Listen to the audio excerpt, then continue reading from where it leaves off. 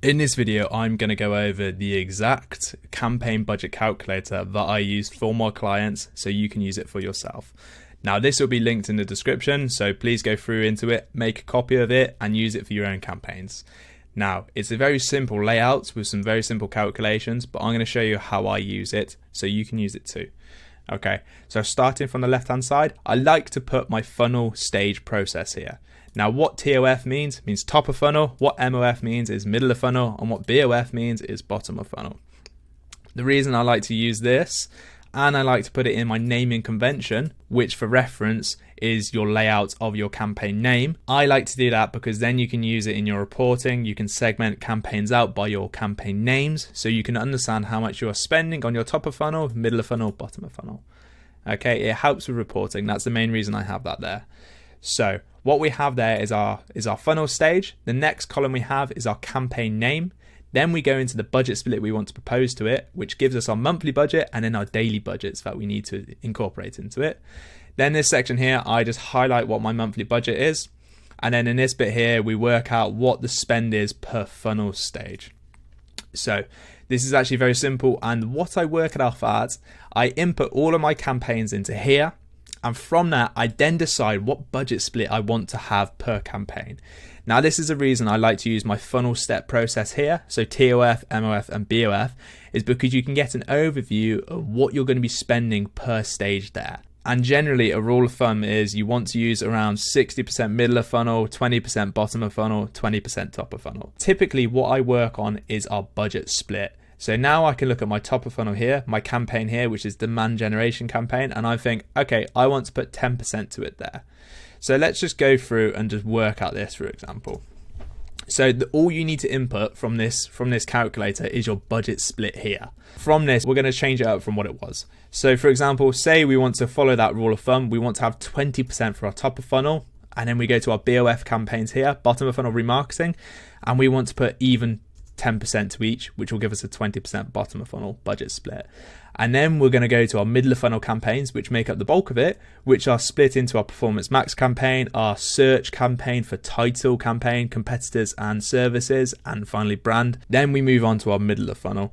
And what we have here is a PMax middle of funnel, a search campaign, which goes after our title campaign, competitor campaign, services campaign, and a brand campaign.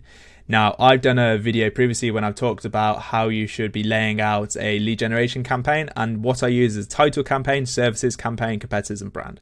Okay, it's very basic and a good starting block to lay your foundations for where you start an account. And this is typically what I use for a brand new client who has never run Google Ads before, and I have no data to go off. So I will link that video in the description for you guys to look at that. But let's go.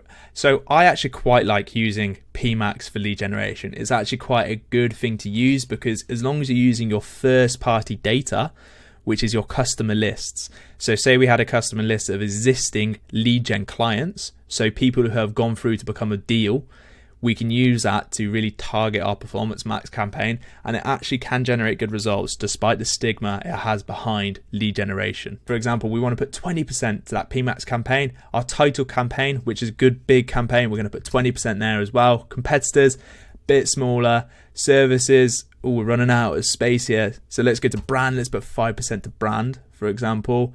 Services campaign is quite a good campaign, so we probably want to put 15 to that. So I'm then going to take away 10%. I'm going to take it to 5 now. And we need, see here, we're now at 105%. So we need to pull it back to make 100%. So I'm going to go to this and I'm going to put, maybe we don't need 20% for our TOF. So I'm going to put 15% there. And then I'm going to, be at 100%. So there you go. The reason I have the totals down here is we can still see how much we need to gain from this.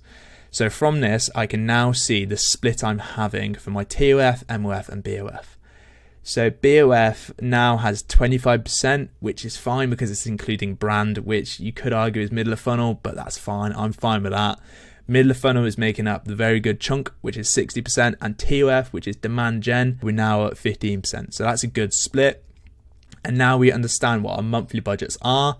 And then simply to work out our daily budgets, I've just divided this by 30. If you see here, that's just the average days in the month there. You could argue you want to be a bit more specific. And if that is the case, input it for yourself. I just do the average because you don't typically spend your daily budget. because it's very dependent on the bidding strategy you're using. So this is the exact campaign budget calculator I use for every single one of my clients, and I want you to use it too. If you found this video useful, please reach out to me on LinkedIn. I accept every connection I get and I reply to every message I get. So please reach out to me. I love speaking to you guys.